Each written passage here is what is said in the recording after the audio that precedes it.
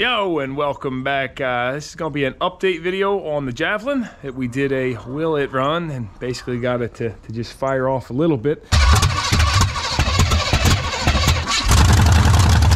But I've been sick the last week or so, and it's kind of been just sitting here. However, today I got a call from the shipper that Ben was using to get this up to, I think it's going up to Fort Drum, New York.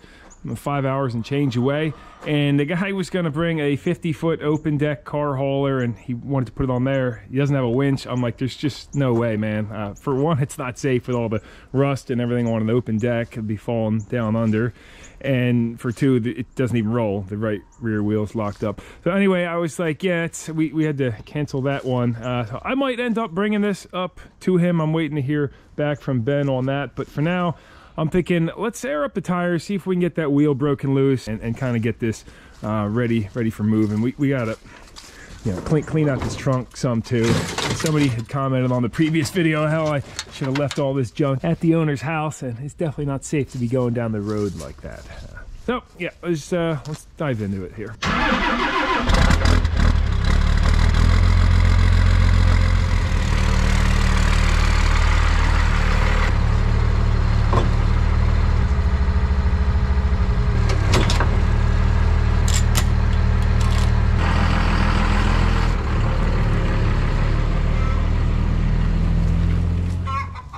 Gosh darn it.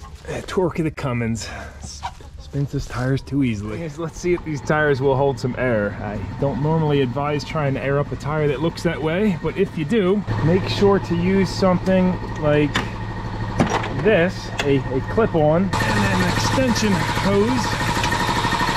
Clip this on, which I don't know if this clip-on's gonna work on this valve stem style, but give it a go. And then with my inline ball valve, I can just sit over here and let that fill up, and that way if it blows up, it's not gonna be right in my face.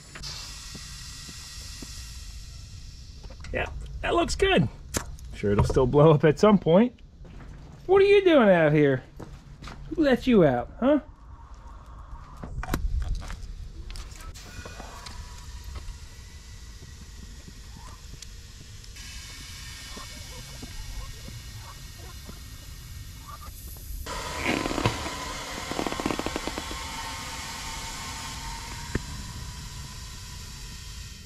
Well, those all aired up about 20-25 psi, no problem. Seem to be holding for the most part. A little leak on this one. Yeah, on the sidewall, no big deal. Totally roadworthy. And she looks a whole lot better. So next on the list is freeing up the wheel. But you know, I kind of want to hit this with the pressure washer real quick and just see how, I don't know, it looks beautiful the way it is now. But let's do a little test patch and just see. Good opportunity to try out the wall-mounted pressure washer. Let's keep down in the basement.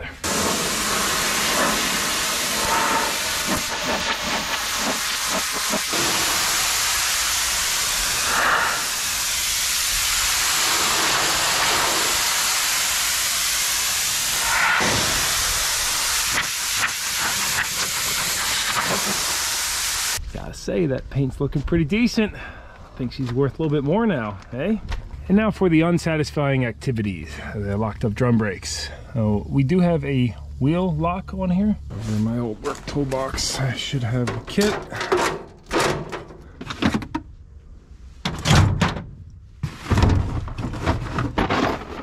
This is the Ken tool set, proudly made in USA. I'll drop a link to these down below if they still have them. I bought this years ago on Amazon.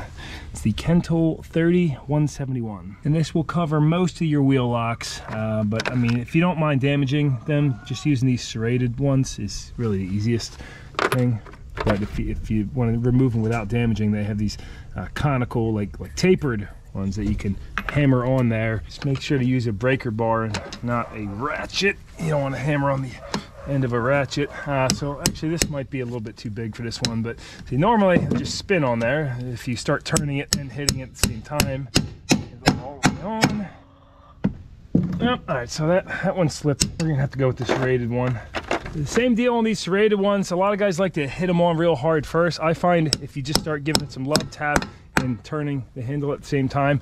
Let those teeth sink into it. You don't want the teeth to slip on it at all, because then, well, you're gonna wear your teeth out for one, but go ahead and let them sink in, and that's it. And as soon as it's broken loose, before backing the nut off completely, you want to take this and rock it down to loosen the bite of your tool, and then put it back on there to remove the rest of the way. Otherwise, you know, the nut's going to be stuck on your tool and you'll be hammering it out. But if you use that technique when it's further out, then you'll end up breaking the stud or bending the stud, the wheel stud. So you see that did put some bite marks in there, but that's okay. Definitely a nice set to have. You see, I've never even used the small ones. These are from removing hubcap locks. Never had to deal with those much. And it doesn't come with this one. This smaller one, I just kind of like burned it, melted a hole, dropped that into place. So, yeah.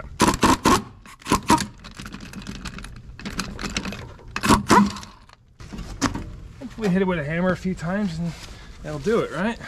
How about these old school tires? The Cooper Pro 60s, size G60 by 14.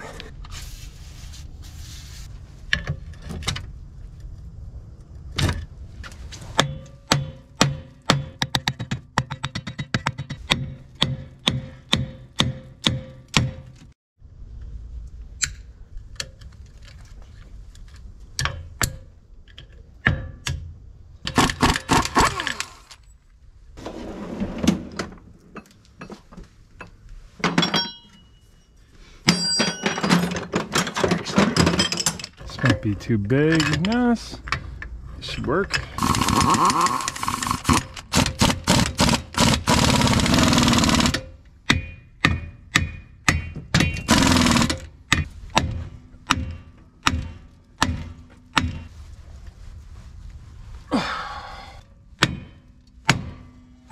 I think that might have did it, or it just reseated this tool more. Oh, that's all it took.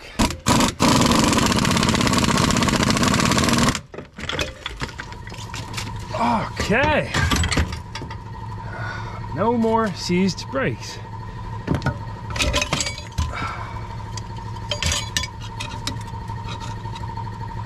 Put that all in a bucket for him. You see the hub puller really came in handy on this one, and this older design is neat. I got it at a flea market. I don't think they sell that style anymore. Could be wrong. But there's a look at the inside, and geez, I'm not gonna lie, I had a brain fart for a second. I'm like, what's going on with this? I felt like I was working on a front wheel drive vehicle. Of course, this is rear wheel drive, and so the inside of this has a splined piece where it locks on. And I'm like, wait a second, where's the bearing? Oh yeah, there is no bearing because that's the rear axle. So you have a key here, and then it locks onto these splines on the back. And it's such a weird design on these AMCs. In case you guys want to look one of these up on eBay, this is Craftsman 9-46641. Bet you there's some of those on there.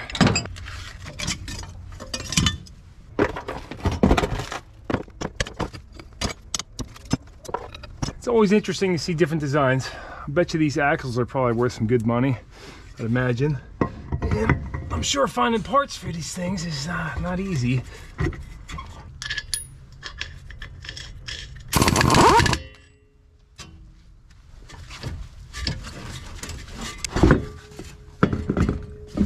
These stupid uni lugs. I hate these things.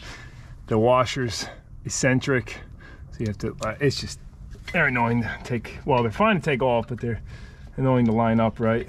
Terrible design. Oh,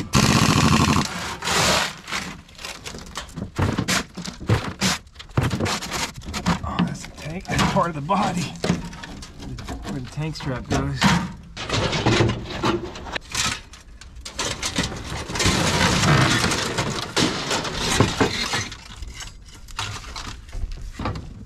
Yeah, there's a nice score. Old USA made Craftsman 1/2-inch ratchet. Can warranty that out. Not made in US anymore, but some dummy left a bag of concrete. Trunk. Some old school autometer gauges. With back all cleaned up, trunk tied down. She's a roller, so we can go ahead and roll her off the trailer. Come on, baby. Let's go.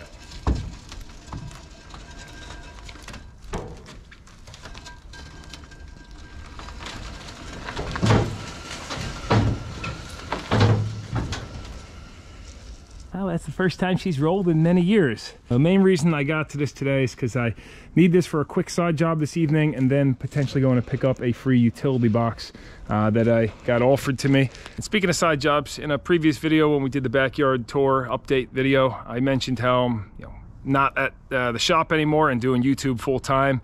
However, I do still do a bunch of like random side job stuff and buying and selling things, and I don't really video all that because most of it, it's not really a great story to tell or just not that interesting. But it just didn't make sense to work for the wage at the shop anymore, what they pay there. So yeah, YouTube full time and then side work too.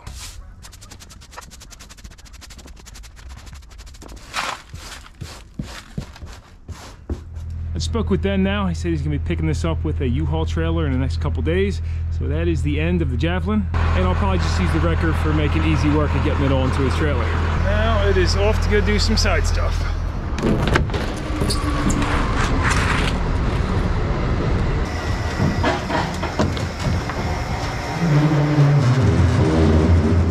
Look at this service box I got for free. It's a nap hide off a 2021 truck.